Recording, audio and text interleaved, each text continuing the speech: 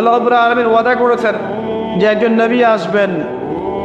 নবী আসবেন অচিরেই একজন নবী আসবেন, দুইজন ফেরেশতার কাঁধে ভর দিয়ে সিরিয়ার দামেস্কে সাদা মসজিদের মিনারের উপরে তার চুল দিয়ে টকটক করে পানি পড়তে থাকবে, তার গায়ে একটু হলুদ রঙের জামা থাকবে, চুলগুলো থাকবে ব্রাউন কালারের, সিল্কি চুল ব্রাউন কালারের।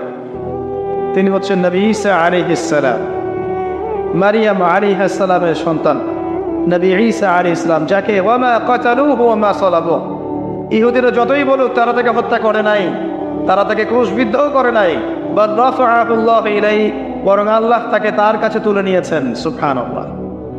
এবং তিনি তাকে পাঠাবেন কি জন্যে?